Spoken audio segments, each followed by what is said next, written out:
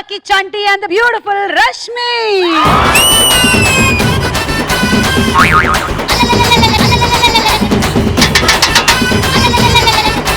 Happy birthday to you. సంవత్సరంలో అందరికి ఎన్నిసార్లు హ్యాపీ బర్త్డేలు చేస్తారండి మీరు? డైలీ హ్యాపీ బర్త్డే చేస్తా. మనం నిద్రలో నుంచి లేవడం అంటే మళ్ళీ మనం బతికినట్టేగా.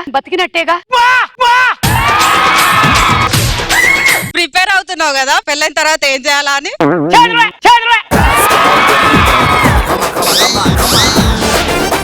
పులిలా ఉండేవాడు పిల్లిలా మారిపోయాడు పాపం. కరెక్ట్ రా.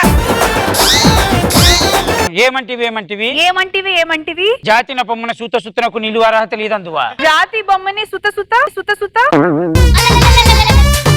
శివసముద్ర భార్యకు గంగా గర్భమున జనించలేదా? నాతో చెంపించితివేమయ్యా? ఏమయ్యా ఏం చెప్పింది చెప్పండి కాదు, ఆవిడ చెప్పింది చెప్పండి. మీకు బాగా లైన్ కొట్టిన వ్యక్తి ఎవరు? ఏ చంటి, బి సుధీర్. ఏ చంటి. బ్రేకింగ్ ఏముంది దీనిలో బ్రేకింగ్ న్యూస్ కి? పెళ్ళైన తర్వాత పడ్డాను. పడ్డావా? కదా చంటి. అవును. ఎందుకు ఆయన సవ్యంగా బతకనివ్వా? ఆయన కాపురం చేసుకోనివ్వా? చంటి చంటి నీకు ఇంట్లో సొంటే. చంటిని వర్ణించాలి అంటే ఏ సామెతతో వర్ణించాలి? పొడ్డాడే గాని గట్టోడు, పిట్ట కొంచెం కూతగనం. పిత్త కొంచెం కూతగనం.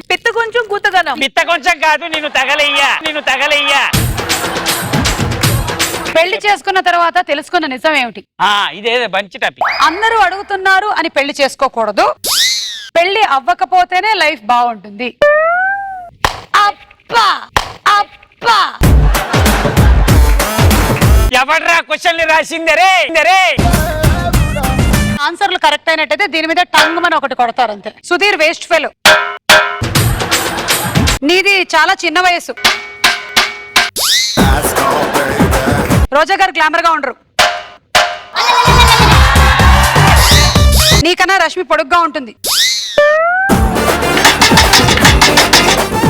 అందరూ మిమ్మల్ని మేల్ యాంకర్ అంటారు.